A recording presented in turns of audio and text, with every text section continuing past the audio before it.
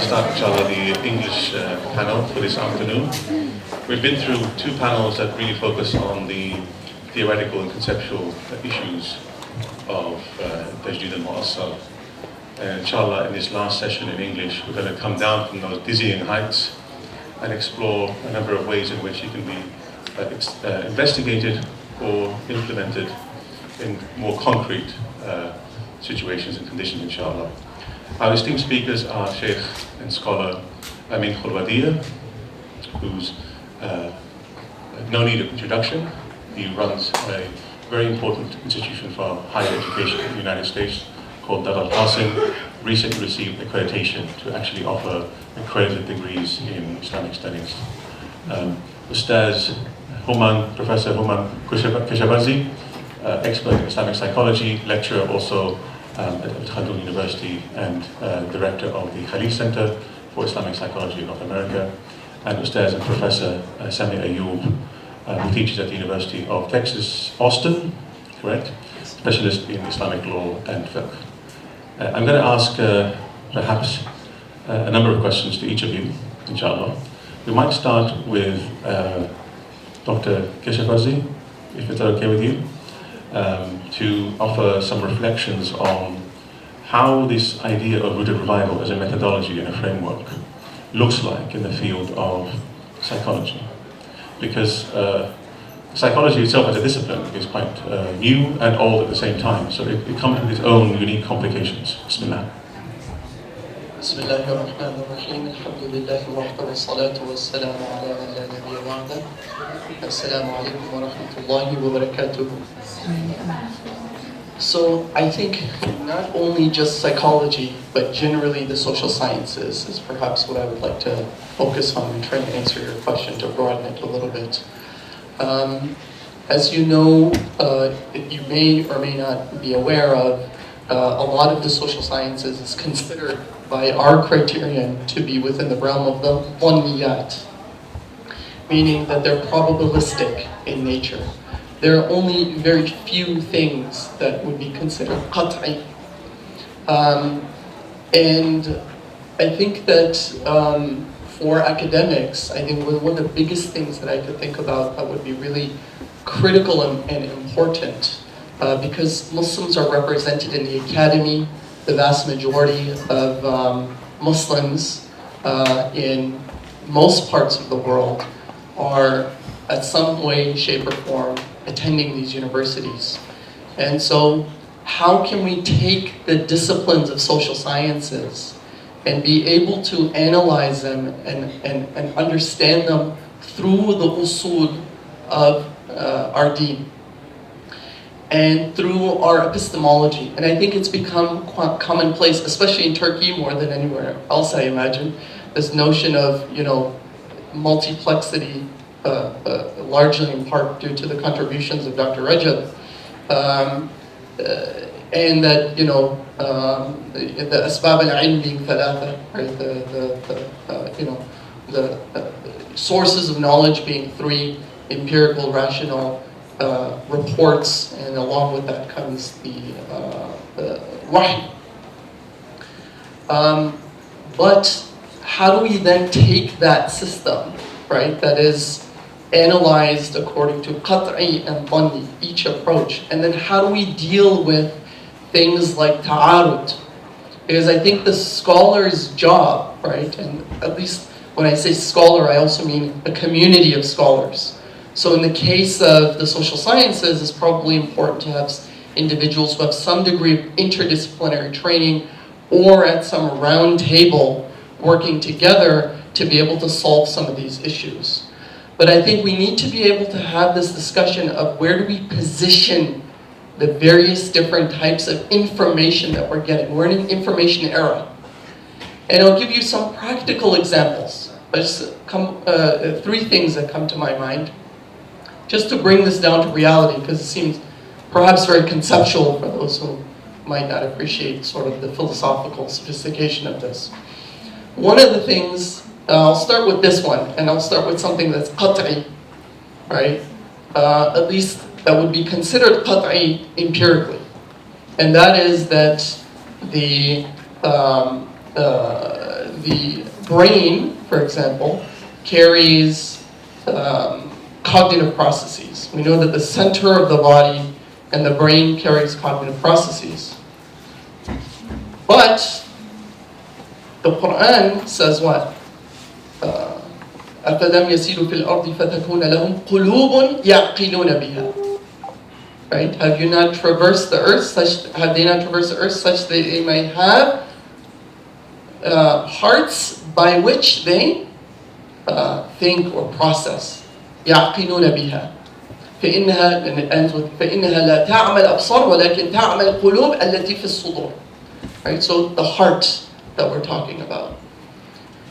And so how do we deal with this question, this seeming ta'arud between the Quran saying cognitive processes are in the heart, meanwhile empirically we know qat'an that it's in the brain. And I think it's important for us as academics to be able to look back in our Torah and look back in the scholarly literature to see how they dealt with these topics. Because these are not all new things, meaning that these discussions have been had for a long time.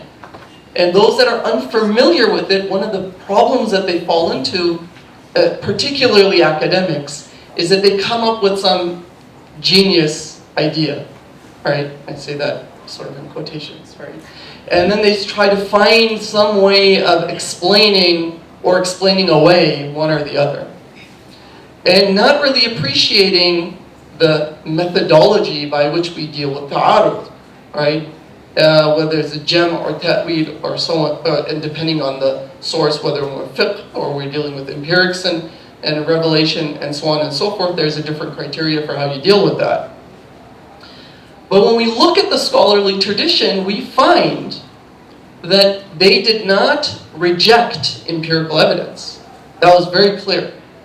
So some of the fuqaha, for example, and the hukama, the philosopher-physicians, offered that the aql is situated simply in the brain, end of story. Empirical evidence is strong, and then they give some explanation to be able to understand what the Quranic ayah means.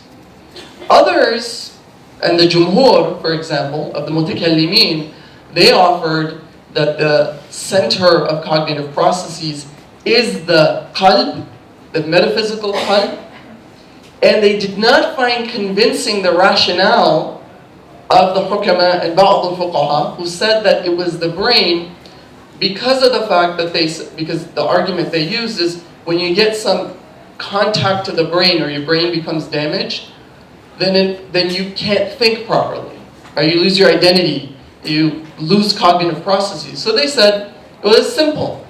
It's obvious, there's empirical evidence for this. The response, and you'll find this in Imam al-Bajuri's Hashiyah on the Jawhar al-Tawheed, and he explains, he said, it's not convincing because there's another way of looking at that, and that is that the metaphysical heart has a relationship with the brain, and it needs the brain in order to be able to express its cognitive functions. Now, I'm giving you this example for what reason? For the purpose of the fact that there is a very clear and sophisticated dialogue whereby the scholars didn't just say, as some people do today, either on both sides of the fence. Some that may say, oh, are you going to follow the ulama of science or are you going to follow the ulama of the sacred sciences? I think this is a problem. Because we import a false dichotomy that's an inherited European problem that's been imported into the Muslim world that actually didn't exist. When we look back at the classics, people didn't reason this way. And so it's actually a problematic question to begin with. Another example I'll give you, and I'll suffice with this so I don't go on too long, is that somebody, for example, I heard sort of a traditionalist said that, you know, why are we listening to WHO on these COVID mandates and regulations? What they did was they said that the WHO recently put out a statement saying that there's no basis for gender differences scientifically. Okay? And so they're saying, why would you listen to this organization for COVID when their credibility is shot by the fact that they're in the same breath of science, they're saying that you shouldn't, that genders are different and there's no basis, or reparative therapies, for example, are not allowed or unscientific, etc. The problem here is that you're conflating two things. It's qiyas ma'al fariq, meaning that what you're doing is that there is empirical basis potentially for the COVID, right, being transmissible, and potentially the regulations that may be listened to. Whereas on the gender issue, you have to appreciate that science and the way that it's put out is on the spectrum of qat'i and dhanni. And they don't necessarily tell you all the time what's dhanni and what's qat'i. And this is where I think we need our own mi'yar, our own mechanisms to be able to evaluate this, and for the most part actually deal with the dhanniyat. How do Muslim scholars deal with dhanniyat? And we do have a grading system whereby we deal with things like with ghalabat al-dhann. For example, it's not the same as dhann or shak. Inna dhanna la yughni min al-haqqi shay'a. Right, that kind of dhann. Or wahm. Right? Ijtanibu kathiran min al-dhann, inna ba'd al-dhann ithm. So there is this spectrum of dhann, and we need to deal with it in a way to be able to solve these problems in a way that we don't fall into these kind of like traps of extremes of this side or that side, that we can give a reasonable synthesis to deal with these questions in a way that, that properly deals with the issues at hand. So I'll just suffice here. Thank you very much, Dr. Keshavarzi. I'd like to ask Dr. Ayoub, perhaps take us into the realm of taqiban ala some of these legal and fiqhi aspects here. How does Tajdid al-Mu'assal look like in the realm of Islamic law? Thank you so much. Again, I had no plan to speak today, so I'm happy to see you. Okay, so disclaimer, that most of the things have been said in English, I think in Arabic, or they talk about it. So some things I say might seem like a repetition. Okay, so like disclaimer, I'm an academic, but I was also trained at Al-Azhar. And that really was really helpful. As Professor Akram mentioned earlier, that type of training at Al-Azhar was foundational. So without it, I think I can really do any type of work that I do currently, especially in Islamic law in Texas. Second, the type of commitments and the positions that I'm in right now as a public institution at the University of Texas, Austin, it comes with certain commitments in the package. That is, this is a secular public institution. So when Muslim students come and ask me that like to work with me with a PhD, for example, in order to figure out their deen, man, this is not the place for that. You need a Muslim institution to be able to teach you. And you're going to have center training in a Muslim-majority country. And you have to have serious language training to be able to do that. Me in Texas is not going to help you in any way to increase your iman or have tazkiyah. This is not the place. This is not the function of an academic in that institution, in that position. So this is very important when I usually speak with some Muslim students who come and speak with me. So what comes to the question about the revival of Islamic law? So these things would have been mentioned, but I'm going to focus on maybe 3 or 4 issues. Number one, that had been really repeatedly mentioned since early morning, that is the indispensability of Islamic legal schools. You're going to have to be trained with a proper scholar in one of the legal schools. Okay? And this is not simply about adopting a legal school that you're familiar with and just studying. So it's also about the power of creativity. The issue that you just not learn about the madhab as a history. It's not like, oh, the Abu Hanifa said that, and the Sahibain said so and so, and this disagreement, and this is the khilaf. For me, I think the real locus of the creative power of Muslim mind is what these positions mean today, okay, in relation to Muslims facing today. This is not easy. That will require a particular type of training, a disposition to understand that why you do what you do. So this is extremely important. So the issue with madhab, however, is that the way it's being taught today is that all of us must understand that madhab as a social reality died out in the late 19th century. What we do today is basically trying to understand what the Hanafis is saying, What the Malikis are saying is some circles when some of these traditions do survive, but not as social bodies in which that we can go and learn and meet an actual Malik. So there's some people like that, but as social realities, we study, unfortunately, these things as history, not as social realities in which we can engage with today. This is number one. So legal schools and training is extremely important. Number two, we must understand that politics cannot be escaped in this. So, and what I mean by that is that Islamic law as a reality historically, as a madhab that is connected to a particular way that to govern is connected with the political order in which we live today. It cannot be separated from it. Meaning that the ability for us to speak about these issues today is connected to a particular political situation that allows for us to have that conversation. Okay? In other situations, we have certain type of politics that does not allow Muslims to do that. Even if Muslims were to escape that, politics will not allow them. Politics basically will follow them. So we have to understand that we are anchored in a particular project, whether you are in a Western institution or in Muslim countries, and that will affect the type of questions that we try to answer. For example, if you look at the PhD dissertations that have been written in a Western higher education, for example, versus the PhD dissertation that have been written in the Muslim United States, I would claim that the type of questions must be different, because I think as Muslim majority countries, we have different issues and different problems that we're trying to address. How we look at ourselves, okay? How we look in the future, and things of that nature. Okay, and finally, I think the most important aspect that I always mention is, I think as we mentioned in the previous session, is the institution, okay? I think the idea that we individuals will be able to be mujaddidun and the tajdid mu'assal would be difficult for individuals, again, for good reason, because the majority of Islamic legal schools has been institutions. This is not simply individuals. These are anchored institutions, have history, has layers of authority, has texts, and so on and so forth. So the institutions are extremely important for us to invest in, to look at, and enroll in, and so on and so forth.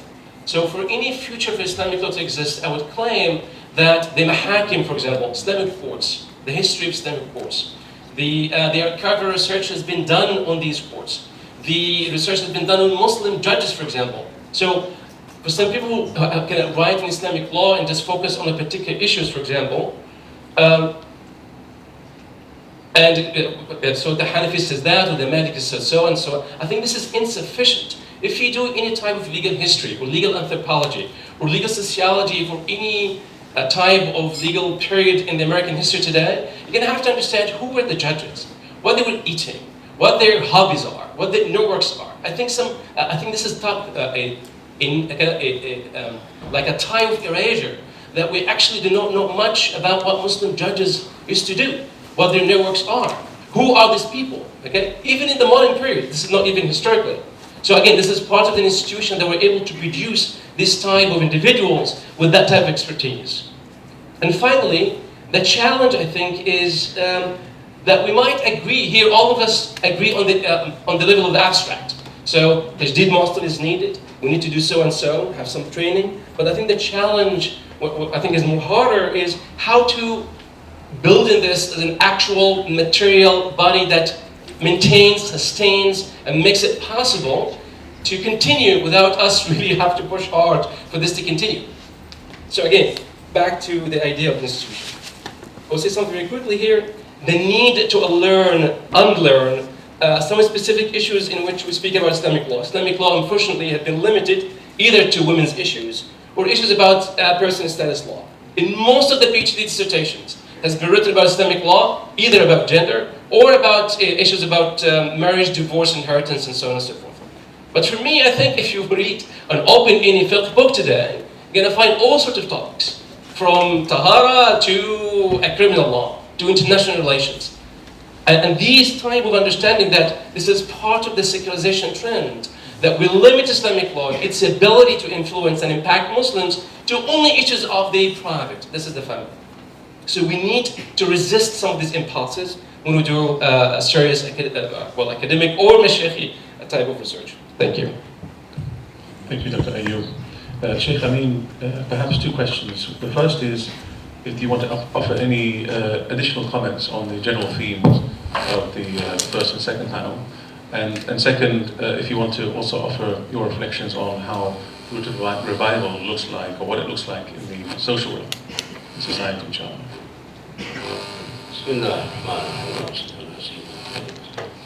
Alhamdulillah, the first two sessions were, I think, incredible. They brought out, answers to some of the questions I have about the definition of, Tajdeed al-Mu'assal. It's a good phrase. My only concern with phrases is that they become slogans. MashaAllah, the Muslim Ummah is all about slogans. Al-Islam haqqun, Al-Quran haqqun, which even is true. But as Ali radiallahu anh said to the Khawarij, kalimatu haqqin, uridu biha al-batil. So I would caution people to make this a slogan, that you have Tajdeed al-Mu'assal, which is fine, but it only belongs to the academics. It doesn't belong on the street. So if you vilify something that's so sacred and you make it consumer friendly, then it takes away the charm, it takes away the beauty, it takes away the substantive discourse that's needed in order to actually appreciate it. So I think we should seclude ourselves, put ourselves in a lab, Tajdeed al-Mu'assal, and restrict entry so that only those who actually want to do the work. Usually Muslims are very passionate about Islam, alhamdulillah, which is great, wonderful, but then when it comes to doing the work, nobody wants to do the work. Yeah? So there's a little bit of a kaslan, a little bit of laziness. I think that we should be careful. We don't oversell it in the market. I think it should be restricted to academia, and they're the only ones who are the ahl for this work. And we should make it clear. I don't think this elitism is just being very practical about the whole thing. So the other point I would like to address is that there's a lot of work ahead. This is not even the beginning of Tajdeed al-Mu'assal. The ulama al-fuqaha, when you have this understanding of the ilm of the mutaqaddimeen, the early scholars of the first 2 centuries, and you have the ilm of the mutaakhirin, those who came afterwards, you will see that the tajdeed actually happened with the mutaakhirin. That they were the ones who did all this tajdeedi work, and to their credit, mashallah, the fact that the doors of ijtihad were supposedly closed, I don't know who closed them, but our ulama who were muqallidun, they did not stop working. Alhamdulillah, to their credit. Imam Ghazali was a Shafi'i, but did he stop working? No, he produced impossible works, right? Ibn Nujaym was a Hanafi, a muqallid. Did he stop working? No, super genius. Shawarullah, rahimahullah. You name all the great giants in Islamic scholarship history, you will see that they were muqallidun. But that did not handcuff them. So the problem wasn't the slogan that the doors of ijtihad are closed. We did not believe in slogans. We didn't need slogans. We did the work. You put your head down and you work. So you can only obviously get what you work for. So my concern would be that there's still a lot of work, and we need to plan, we need to organize, we need to strategize as to how this is done. And the third point, to answer the first part of the question, is that whatever project we have and whatever conclusions we come to and arrive at, they should all be referenced back methodically to the Quran. Then it's more. And that the early scholars, they were very careful as to how they reference their findings. So it wasn't that it was, Imam Ghazali says something and he doesn't give a dalil. Even Ibn Arabi, he gives a dalil for everything he says. It's not discussion. Right? So I think we have to be careful. The Shawarullah, when he writes his Hujjatullah al-Baligha, he's giving a dalil for every supposedly new idea he brings to the table, but it's not a new idea. because it's rooted in the Quran and Sunnah. So I think in our project here, when we eventually start identifying the areas, which is another thing that Imam Ghazali said, this Ihya ulum ad-din. So he was making ihya of something. So here we have to identify the maf'ul. What is the maf'ul of tajdeed al-mu'assal? What is it? As I think Dr. Bakri spoke about this in his reflections. That is it in fiqh? Is it usul fiqh? Is it kalam? Is it tasawwuf? Where are you going to make the tajdeed? Identify those areas where we're going to hopefully focus on, and then make sure that they're referenced through the Quran, so that other people can say, no, they're not shooting from their hips. They actually have a sanad that goes back to the Prophet, goes back to Wahi, goes back to the Sahaba and Tabi'in. So that's one part of the question. The second part, how does this affect society? It affects society all the time. We've always had scholars who were futuristic thinkers, that we have scholars who always thought about what's going to happen in the future. The Hanafi fiqh, as you know, is all about the future. What if this happens? Hypothetical situations. It always affects the person on the street. And then perhaps our next project along with this should be, in parallel to the first project, should be, having actual products for the common Muslim. That this is a product that has been generated by this project, Tajdeed al-Muassas. I think there is where we'll have to come back to the drawing board, come together, think about it, planning, organize, strategize, and then just let it out to the community, inshallah. Market it. Those are some reflections. Thank you for that. If we were to drill down to a few particular issues, perhaps, Dr. Keshavarzi, how do you think the idea of rooted revival informs the intersection between the individual and society on moral issues, behavior, etc.? Yeah, so I'm going to kind of switch over from my answer in my first answer was creating sort of a paradigm for being able to measure and evaluate what we would call dhaniyat, all the majority of social sciences, and put them in their place and then deal with these sorts of issues to have reasonable responses. Now I'm going to kind of contradict myself a little bit, but hopefully you understand where I'm going.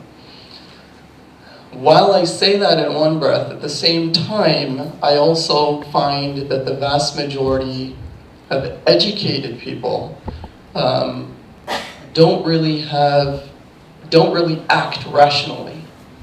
Meaning that there a lot of religious hang-ups or issues generally tend to be, we can think of even a lot of educated people just tend to be taqlidi in general. The sort of nature of human beings is that psychologists have shown that they have a sort of tendency to copy and a tendency to obey, right? And so when you look at the vast majority of religious issues that people bring to us, why is this wajib? Why is this haram? Why is this halal? What is this issue? Vast majority of them have no intellectual basis. It's not an intellectual problem that they're dealing with. They're largely dealing with some sort of relationship issue, some psychological issue, some historical issue, somebody who said a good idea to him and then they're sort of copycatting or repeating that idea. In fact, I'll go as far as to say that, when we look at even my own students who are in graduate school, they'll give me thesis requests to say they're going to use a particular methodology. For example, an RCT, randomized control trial. And I asked them, why are you using that methodology? And they said, well, I want to do something empirical. Okay. How do you define empirical in the social sciences? How do you define empirical in psychology? Well, I thought the only standard of empirical was RCT. No, That's not the only standard. There's a huge gradient of how empirical is defined. So individuals are not even able to understand, even an educated person, right, why they're using a particular methodology. It's taqleed even at a graduate level. It's I'm just adopting the methodology that has been told to me is the best methodology, right? And then I asked them, what are the advantages and disadvantages of doing an RCT trial? What are the critiques of RCT in the literature? I don't know. Can you perhaps explain RCT? RCT, randomized control trials. Randomized control trials. This is sort of the gold standard, usually taken out of medicine and the hard sciences, brought into the social sciences, particularly psychology, in a way of being able to prove that some reality exists or something actually works, right? So I have an intervention, and then I'm going to use a randomized control trial beyond the scope of this dialogue here, but let's just say it's a very complex and challenging with lots of controls put in place, and there are critiques of this. And so I think part of the problem is part of like tajdeed for the common man needs to be confidence building and an appreciation of their Torah and relationships, right? I think this is where we saw, when the people that would follow the Sahaba in the street, because they fell in love with them. And then they adopted what they had, right? The vast majority of people, even in my graduate classes, they take ideas, frameworks, or methodologies, having no clue of its underlying philosophical origins. Forget about, it's not just here. I mean, it's graduate students everywhere, and even graduates, right, that adhere to the schools. You ask them what is their philosophical underpinnings. They don't know. And so most people are just doing and following. And so I think part of Tajdeed al-Mu'aslan is looking at the holistic way of the way that we preserved a civilization. And how did we transfer civilizational values to individuals in society, that they would act civilized and that they would act Muslim, right? And I think that's part of the thing that we have to think about. And clearly, the modern world has done that in the opposite direction. They've created a very effective machine to do without thinking, to take on slogans, right, that are rooted in batil, and to act upon them. And so the question is, well, if they're not only trying to win on an intellectual front, they're actually winning more on this marketing front than anything else, right? Effective marketing. So I'll stop here. Barakallahu fikum for those comments. It's very, very pertinent in an age in which mass education localizes the judge or arbiter of what is true, beautiful, and good in each individual. It's something we need to really make available to a certain extent to people who are going to university and who think, perhaps, that they possess a certain degree of knowledge. Professor Ayoub, can you kind of localize this particular question in a particular issue of choice, perhaps? Okay.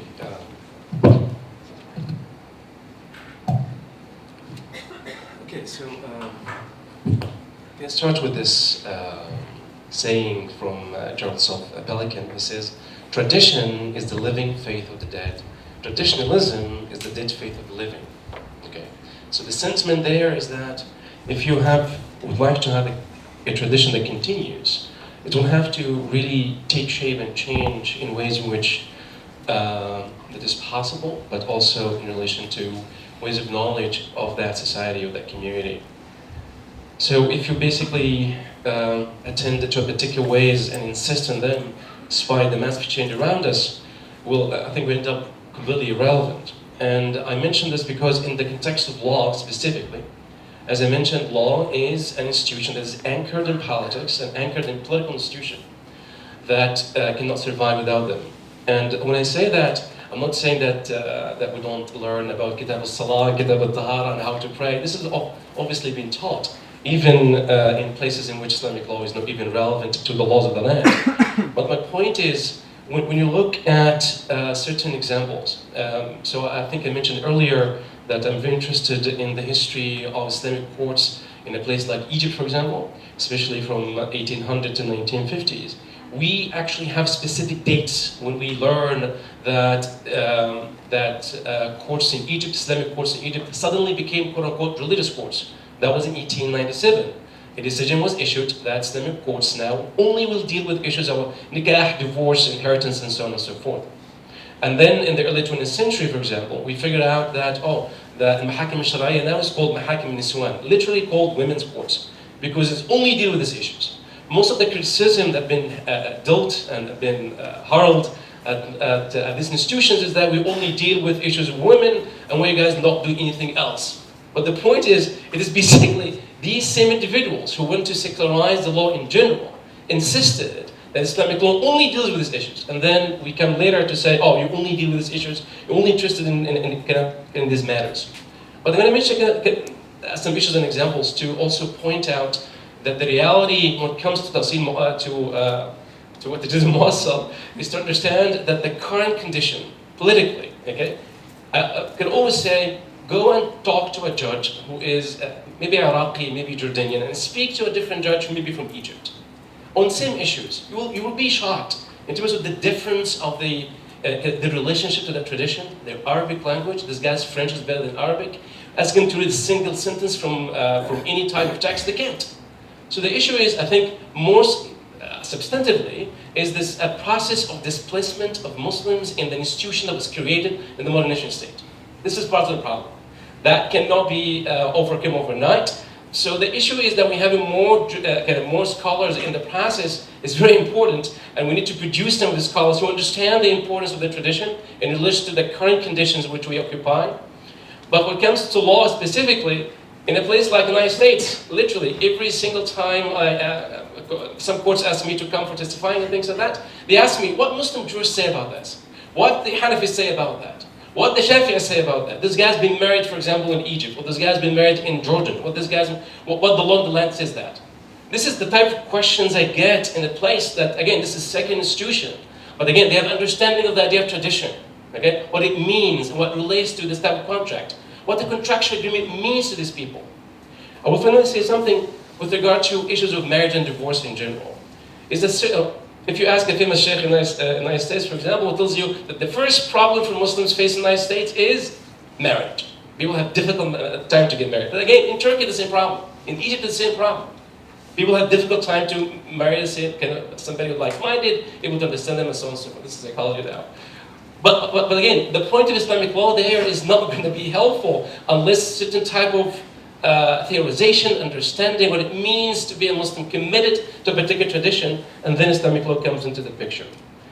So the Egyptian Supreme Court recently has been issued a judgment in relation to two Catholic couple, okay, been married and then they've been separated, and then the husband issued through the courts in Egypt something called obedience notice, okay, like nushuz issues, okay, so that she left the marital house. This happens in Egypt. Anyway, so the wife says, well, this is only for Muslims, we're Catholics, and there's no divorce, and so on and so forth.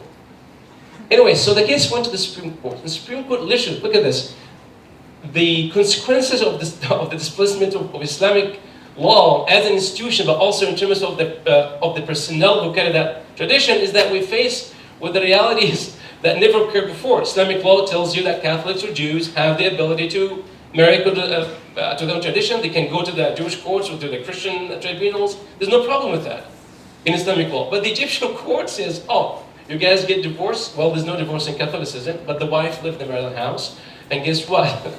They went to the Bible saying, oh, wives, submit yourselves to your husbands. This is a verse from the Bible. This is a verse from the Bible. And they literally quoted three verses from Paul the Apostles to the Colossians and some other verses from the Bible to prove, again, this is a court of law, this is not the law, to prove legally that the Christian wife, is legally obliged to obey her husband in Egypt. Catholics just lost their minds. This is what you guys are doing here. And then it says, oh, they actually made an appeal to the president saying, oh, that rule contradicts Islamic law. Because we Catholics, that this doesn't apply to us. What I'm trying to say again is that the modern realities have all sorts of issues that we're difficult to understand without the realization that so many changes happened on the level of institutions, on the level of the personnel that exist and occupy these positions. And they will understand why Islamic law is very important. Thank you. Shaykh Amin, final comment is to you. Is there any particular issue you would like to speak to?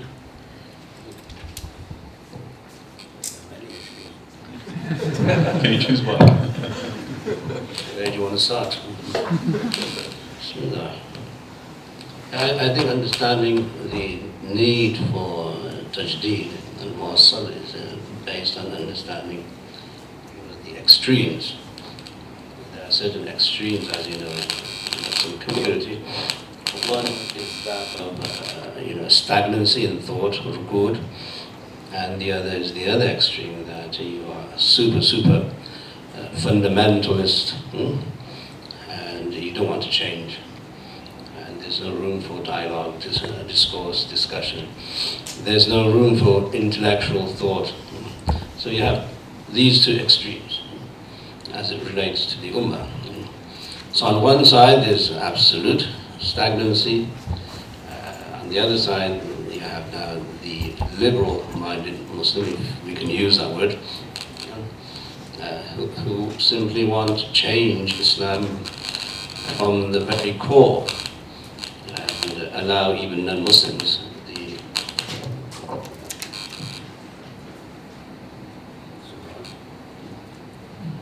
So those who are very free thinking, and they don't want any shackles and chains on their thinking, and they get messed up even more when they read the Mu'tazili tradition, and they assume the Mu'tazili tradition is rational.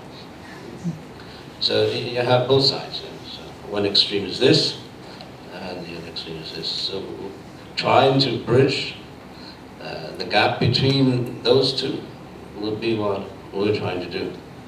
Tajdeed al-Muwassal, that there is a lot of latitude in Islamic law, Islamic theology, even perhaps Islamic theism, as long as you're able to maintain the ma'loom bil-darura, what is fard for you to know. But I think unless we address these two extremes head on, I don't think we should be shy anymore.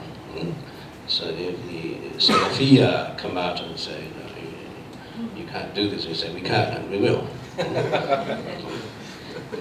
What are you going to do about it? Right? That's our approach in America. In America, there's freedom of religion. This is the way I'm going to practice my religion. If you're going to practice your religion that way, go ahead, be my guest. So I don't think we should be shy. I don't think we should be intimidated by anybody. Likewise, on the other side, the free thinkers who think they are the beacons of guidance for the Ummah, as we call them in Urdu, we call them Roshan Khayal.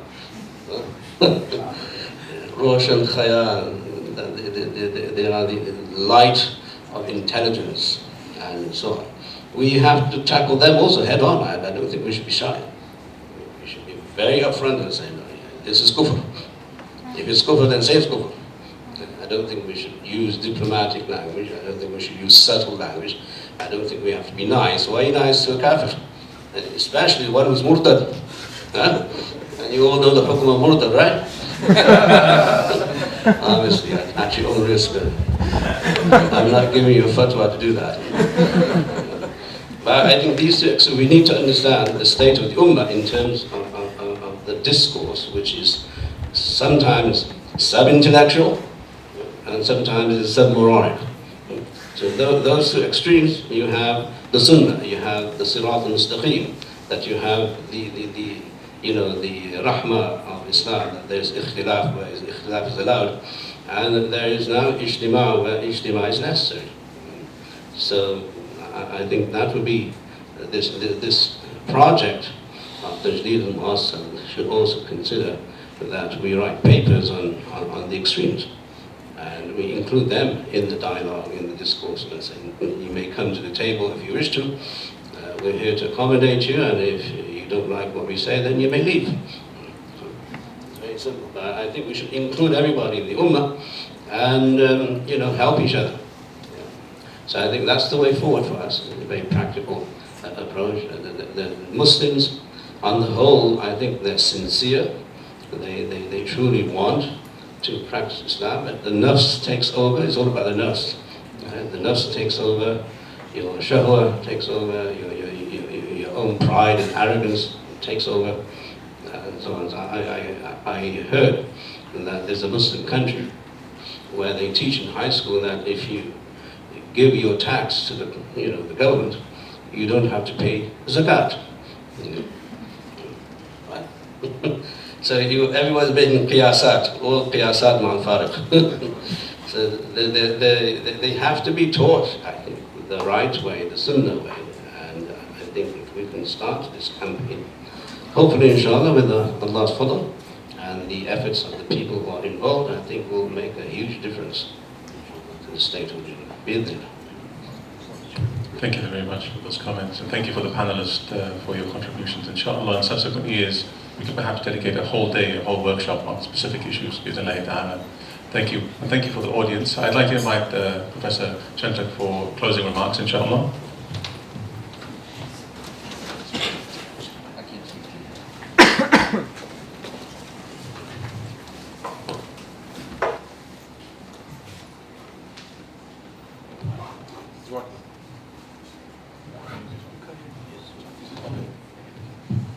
Assalamu alaikum wa rahmatullahi wa barakatuh.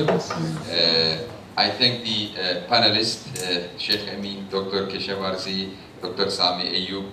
MashaAllah, this is American panel, like mostly from Chicago and Texas. This was the English panel, alhamdulillah. And I thank you also for being with us. The Institution of Adab and Usul Academy is very much honored with your presence, and alhamdulillah, this was a very fruitful discussion. It exceeded our expectations as organizers. I'd like to thank the organizers from Usul Academy and Adab, mashallah, and our students in Adab. They were excellent hosts, serving us, bringing our food, tea, coffee, mashallah. I thank all of them.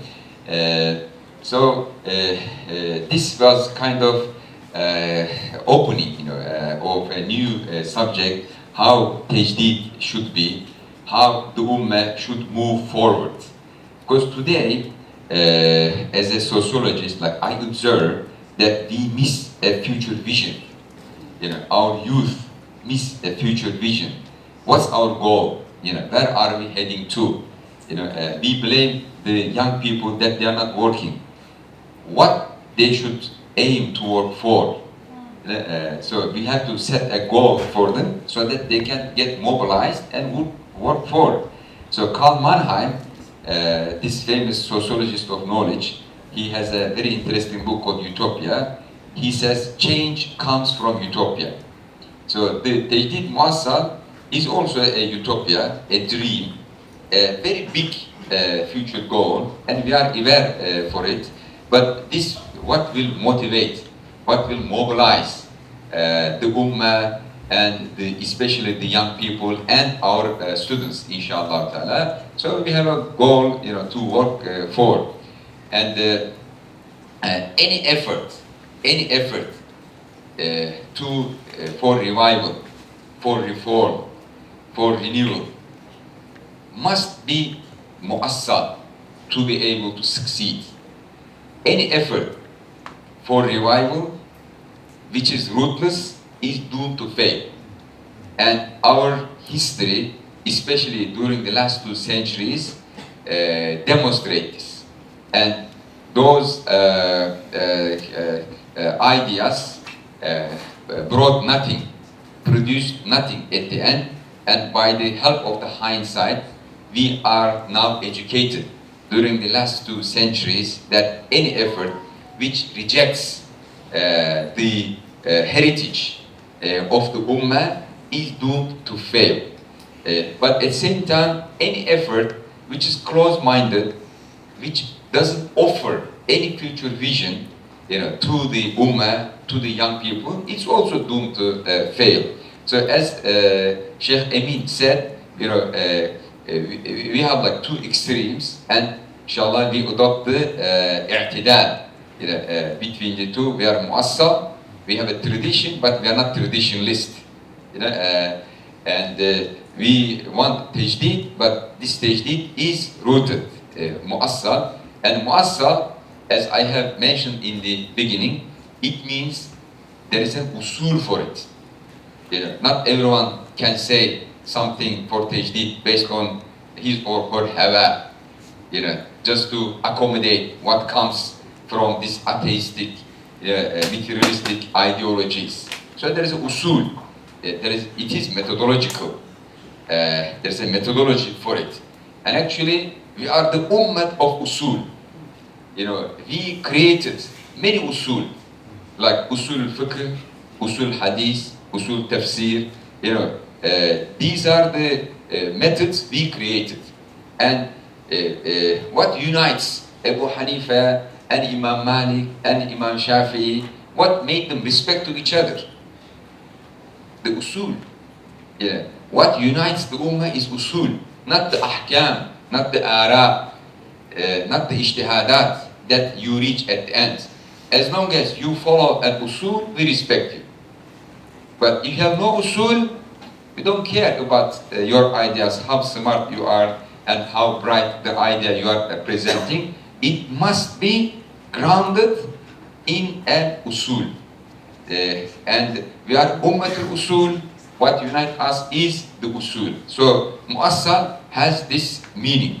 And also the other meaning of muassal, it's grounded in our heritage. It grounded in our turath. That's another meaning. So today, Muslim youth is attacked from some currents to disdain their heritage, to downgrade, belittle their heritage. But we honor and venerate our heritage, especially in the field of ulum Islamiyya, but also in arts, in architecture, in many diverse areas. Alhamdulillah, we have the best heritage, best civilizational heritage in the world. Much better than the heritage, of many other civilizations, richer and humane. There is respect to human values, and also people who are different than us. We accommodated people who denied our religion. Our Prophet sallallahu alaihi wasallam, he accommodated people who denied his message. And there is no other civilization, there is no other religion, there is no other ideology which has this kind of freedom to people who reject their values.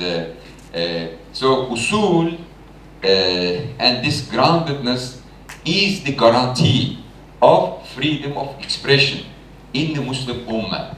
As long as you have an usul, your opinion is respected. So the guarantee of pluralism, guarantee of diversity, and freedom of opinion is the usul. And this kind of groundedness, this kind of being methodological and being principled, is useful for all of us as the Ummah, but also to people who are not Muslims, because they also benefited from this. So inshallah ta'ala we will continue like this, and this tajdid is not only in academia, not only in ulum Islamiyya, but alhamdulillah, different implications of it has been explored here. It's a civilization project. It's a civilization project in order for Islamic civilization to be revived, to be renewed again, the assured way for it to be grounded, principled and methodological, muassal. Otherwise, all these efforts are not going to produce any result. So it has like many dimensions, many implications to many diverse fields. Alhamdulillah, this was a bidaya mubarakah, a blessed beginning with the presence of great scholars from different parts of the world, and also audience from different parts of the world. And I thank all of you. Jazakumullah khairan, and may Allah give us the best success in taking this idea further. But the most important element in At-Tajdid al-Muassal is education. Is education, and because if we educate our young people from this perspective, from the Tajdid al-Muassal perspective, and inshallah they will be future architects, future engineers of this project in different fields. This is the reason why at Usul Academy, we have the traditional Madrasa Nizami component, along with critical and comparative social science component, and the spiritual, ethical dimension of it. And our students come from all different fields, because we want them to have this idea of Tajdid Muassal and implement it in their own fields, whether management, psychology, architecture, law, any field.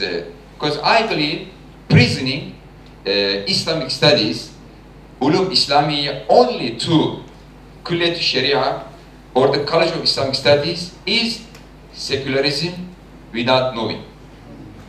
And Almaniya bidun wa'. Why? Because you teach Islam only to students of Kulliyat Sharia, but how about the rest?